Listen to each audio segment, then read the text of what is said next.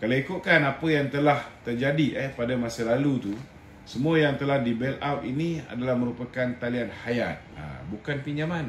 Berbeza dengan sekarang ni, kita berikan ialah pinjaman tuan-tuan.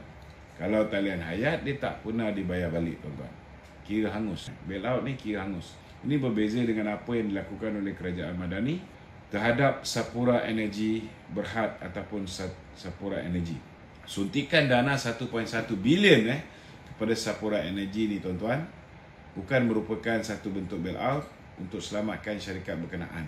Dana yang diluluskan oleh kerajaan sebanyak 1.1 bilion adalah sebagai satu pelaburan strategik oleh Permodalan Nasional Berhad dalam bentuk saham yang boleh ditukar, bukan bantuan kewangan tanpa pulangan. Ia adalah satu pelaburan strategik yang amat jelas berbeza sifatnya daripada bail out seperti zaman Mahathir sebagai Perdana Menteri. Tindakan terhadap Sapura Energy tersebut tidak boleh dianggap sebagai bail out kerana dana 1.1 bilion itu hadir dengan syarat khusus, iaitu dalam bentuk saham, boleh ditebus dan ditukar menjadi pegangan saham. Untuk makluman semua, dalam kes PNB, hasratnya adalah untuk mencipta nilai dan merealisasikan keuntungan yang akan dipulangkan kepada pendeposit dalam pelbagai instrumen seperti amanah saham Bumiputera dan amanah saham Wawasan.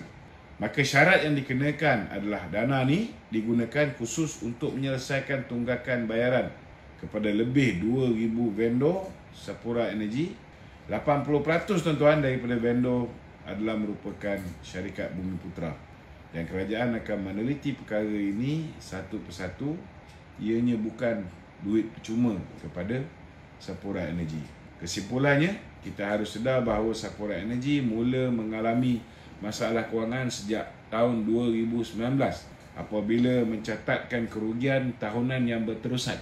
Hari ini, proses serta pengurusan Sapura Energy telah berubah, termasuk perubahan dalam kepimpinan tertinggi seperti Ketua Pegawai Eksekutif dan pasukan pengurusan.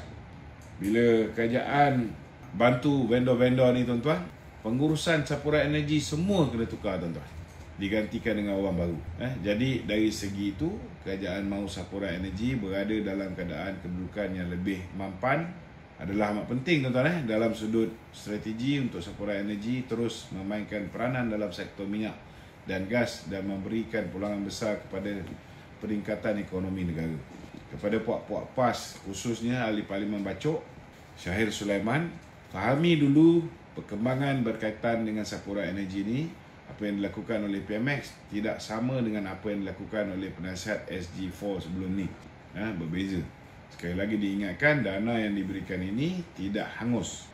Ia dijadikan modal supaya pengurusan baru dapat menguruskan dengan baik dan membayar semula 1.1 bilion ringgit ini.